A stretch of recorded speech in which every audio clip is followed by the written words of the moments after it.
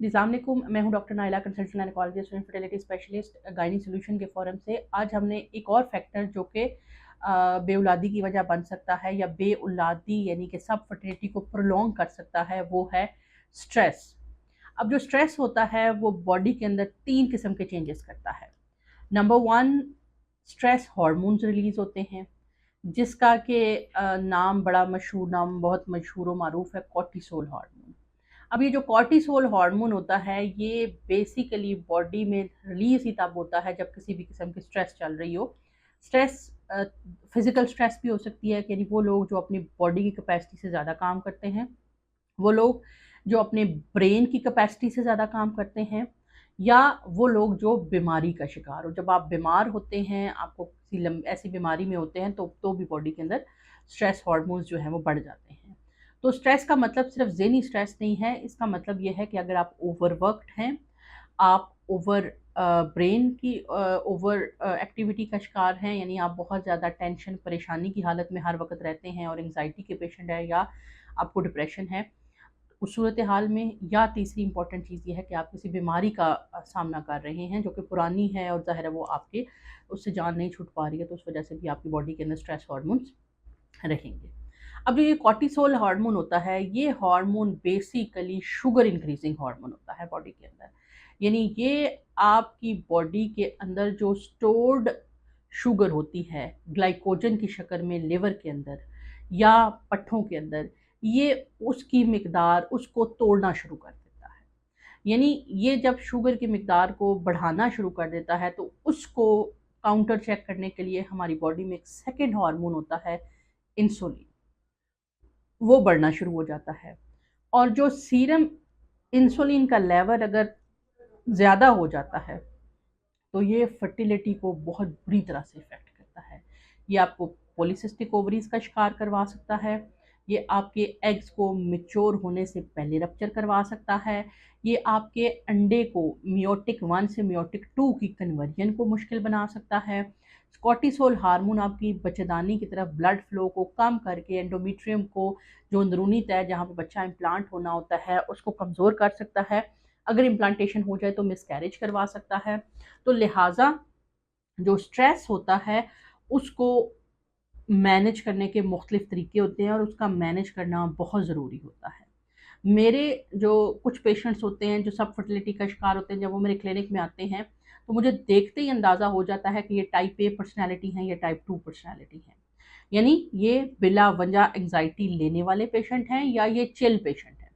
अब जो patient anxiety लेने वाला, स्ट्रेस लेने वाला होता है, तो हम उनके ट्रीटमेंट प्लान के अंदर उनके अंदर मेडिटेशन और योगा, मेडिटेशन का मतलब ये होता है कि आप कोई भी कलरफुल जो है हम उनको एक्सरसाइजेस बता देते हैं जिसमें वो डीप ब्रीदिंग करते हैं, लंबा सांस अंदर बॉडी में लेते हैं, लंग्स में होल्ड करते हैं जितनी कैपेसिटी से वो होल्ड कर सकें, और उसके बाद उसको बाहर निकाल लेते हैं।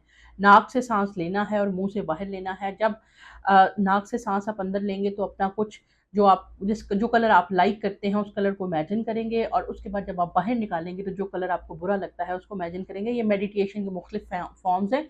यूट्यूब के ऊपर मुख्तलिफ जो आपके थेरेपिस्ट हैं उनकी वीडियोस मौजूद है, आप जाके वहाँ पे कर सकते हैं। मेडिटेशन इट टेक्स टाइम, कम से कम 3 वीक्स के बाद आपकी बॉडी के अंदर ये हार्मोन्स जो हैं वो ऑटोमेटिकली कॉर्टिसोल को लो करना शुरू कर देती है। इसी तरह से हम इनको योगा बताते हैं, यानी कि किसी पोस्चर को लंबी देर के लिए होल्ड करना और वहाँ पे फिर ब्रीदिंग प्रैक्टिसेस करना। इसी तरह से इन पेशेंट को हम कहते हैं कि आप एक्सरसाइज करें, वॉक पे निकलें, और कोशिश करें कि हर वो चीज़ जो आपको स्ट्रेस देती है उससे किनारा कर लें, यानी कॉग्निटिव बिहेवियर थेरेपीज़ के हम इनको कहते हैं कि आप साइकोलॉजिस्ट के पास जाएं और वहाँ पे जाके लिखें कि आपको कौन कौन सी चीज़ें परेशानी देती हैं और उनको किस तरह से बिहेवियरल मॉडिफिकेशन से उनको साइड पे करना होता है, क्योंकि ऐसे जो स्ट्रेस वाले पेशेंट होते हैं उनको ट्रीट करना बहुत मुश्किल होता है। ये आपके क्लिनिक में आते हैं, इनके सवाल आम लोगों से बहुत मुख्तलिफ होते हैं, इनकी बातों के अंदर मायूसी बहुत ज़्यादा होती है और ये हर मायूसी वाली बात बात को रिस्पॉन्ड करते हैं, जबकि उम्मीद की बात अगर आप इनसे कर भी रहे हों तो ये उसके ऊपर बहुत कम पॉजिटिव वे में सर हिलाते हैं। मोस्टली ये आपको स्टेयर करते रहते हैं। तो इस तरह के जो पेशेंट्स होते हैं उनका ट्रीटमेंट शुरू करने से पहले हम उनसे कहते हैं कि आप अपना एंग्जाइटी को रिलीव करें और कमाल की बात यह है कि बहुत सारे पेशेंट मेरे पास ऐसे हैं जिनको हम थोड़ी सी हल्की फुल्की एंग्जाइलेटिक या मास्कुलाइन डिप्रेशन लिख के देते हैं और वो पता चलता है कि जैसे एंग्जाइटी डिप्रेशन सेटल हुआ है उनकी प्रेगनेंसी होगी। बल्कि रिसेंटली मैंने अभी पिछले दिन एक पेशेंट भेजा साइकेट्रिस्ट के पास, तो उनसे हमारी डिस्कशन हो रही थी, तो वो कहते हैं कि बहुत सारे पेशेंट्स को हम मेडिसिन लिखते हैं, जैसे ही उनकी थोड़ी सी कंट्रोल होती है दे गेट प्रेग्नेंट। उसकी वजह ये होती है कि जो उनका फीडबैक बॉडी के अंदर चल रहा होता है, स्ट्रेस, फिर कॉर्टिसोल हाई, फिर इंसुलिन हाई, फिर स्ट्रेस, फिर कॉर्टिसोल हाई, फिर इंसुलिन, वो ब्रेक हो जाता है। और जब वो ब्रेक होता है तो it helps a lot in in these patients के अंदर इनफर्टिलिटी को मैनेज करने। और स्पेशली जो आईवीएफ के पेशेंट्स होते हैं, देखिए आईवीएफ को हम स्ट्रेट फॉरवर्ड पेशेंट को बता रहे होते हैं कि एक साइकिल का 40 से 45% रिजल्ट है, इससे ज़्यादा रिजल्ट दुनिया में नहीं है। तो आप अगर आईवीएफ पे आए हैं तो एक तो इस चीज़ को जेन में रखें, और इस चीज़ को जेन में रखें कि आईवीएफ के ऊपर आने का मतलब ये है कि आपकी स्ट्रगल ख़त्म नहीं हुई है। जब हम बाहर के मुल्कों में देखते हैं तो वो तो 3-3 4-4 साइकिल करते हैं टू गेट द सक्सेस। हमारे यहाँ पेशेंट एक साइकिल करता है और उसके बाद परेशान होकर बैठ जाता है। 80% पेशेंट एक साइकिल के बाद दोबारा वापस नहीं आते, वो कहते हैं जी हुआ ही कुछ नहीं है। और आईवीएफ के अंदर 60% रिजल्ट सेकंड आईवीएफ के ऊपर मिलती है हमें।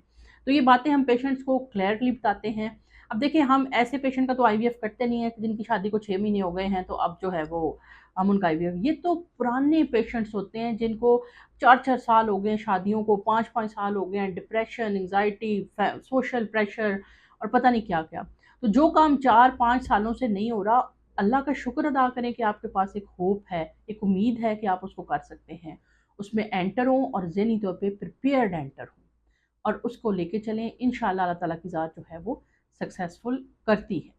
तो स्ट्रेस को मैनेज ज़रूर करें। जो डिप्रेशन जो इनफर्टिलिटी के पेशेंट हैं, हम इसके साथ बहुत लड़ते हैं जब हम आपका ट्रीटमेंट कर रहे होते हैं। तो मिलते हैं इंशाल्लाह नेक्स्ट किसी वीडियो में, तब तक के लिए अल्लाह हाफ़िज़।